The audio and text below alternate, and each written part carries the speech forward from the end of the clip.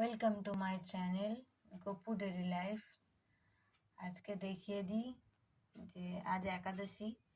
এরকম একাদশীর প্রত্যেকবারেই মা আমাদের গপু সোনাকে ও লালিমাকে বেশ সুন্দর করে সাজিয়ে দেয়।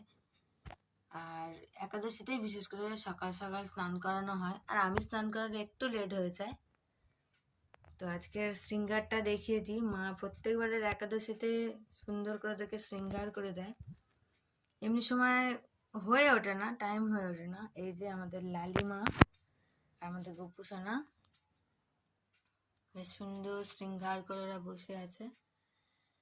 এত সুন্দর লাগছে, ঘরটা পুরো গন্ধে গন্ধে ছড়িয়ে গেছে, ফুলের গন্ধে। একটা আলাদাই মাধুর্য, আর ওদেরকে শৃঙ্গার করিয়ে যেন একটা আলাদাই মানে শান্তি মনে থেকে না। আমাদের ছোট্ট গপু সোনাকে দেখা যাচ্ছে না, এত ফুলে ওকে ঢাকা দেওয়া হয়েছে।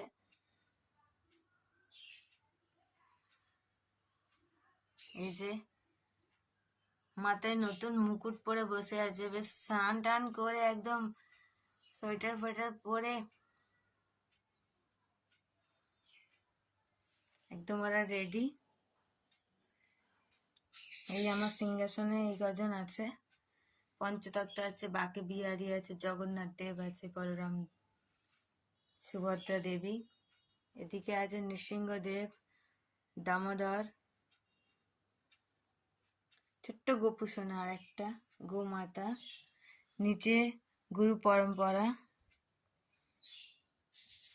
স্বর্গস্বামী, প্রভুপাদ, আর নিচে আমার মায়ের গুরু মহারাজ।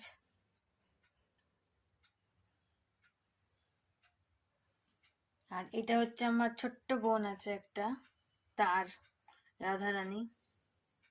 আর ওই সাইডে আছে লক্ষ্মীনারায়ণ। এই নিয়ে আমার পুরো সিংহাসনটা। কেমন লাগলো বন্ধুরা, কমেন্ট করে অবশ্যই জানাবেন। এখানে আমি ব্লগটা শেষ করলাম। হরে কৃষ্ণা। লাইক, কমেন্ট, শেয়ার সব করবেন, আর যদি ভালো লাগে সাবস্ক্রাইবও করে দেবেন। হরে কৃষ্ণা, রাধে রাধে।